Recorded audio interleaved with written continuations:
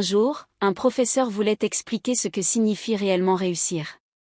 Il s'est tourné vers son élève et lui a posé une question simple. Veux-tu réussir dans la vie? L'élève a répondu. Oui. Alors le professeur a posé une deuxième question, inattendue. Et veux-tu échouer? La réponse a été immédiate.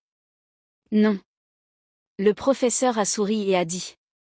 Pourtant, l'échec fera partie du chemin. Il s'est levé et a demandé à l'élève de se lever à son tour. Puis il lui a dit. Lève ton bras le plus haut possible. L'élève l'a levé. Encore plus haut. Je ne peux pas, a-t-il répondu. Le professeur a alors placé une barre devant lui, à une certaine hauteur, et lui a dit. Essaie de sauter. L'élève a tenté un saut sans fléchir les jambes. Le saut était faible. La barre n'a pas été atteinte. Alors le professeur a monté la barre encore plus haut. Cette fois, avant de sauter, l'élève a fléchi les jambes naturellement. Le professeur l'a immédiatement arrêté. Observe bien ta position, a-t-il dit. Il a montré le sol, puis la barre. Quand tu étais debout, tu étais plus proche de la barre.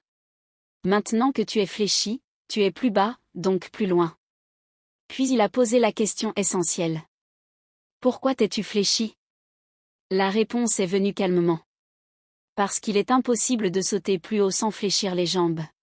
Sans flexion, il n'y a aucune puissance pour s'expulser. Le professeur a acquiescé. Exactement. Être plus bas n'est pas une faiblesse. C'est une préparation. Cette flexion te donne la force de t'élever plus haut que jamais. Puis il a conclu avec cette leçon. La vie fonctionne de la même manière. Il faut parfois échouer. Il faut parfois perdre. Il faut parfois descendre. Non pas parce que l'on est incapable, mais parce que sans cette phase, il n'existe aucune élévation durable. Ce que beaucoup appellent échec, la vie l'appelle formation. Refuser d'échouer, c'est refuser d'apprendre. Refuser de plier, c'est refuser de s'élever.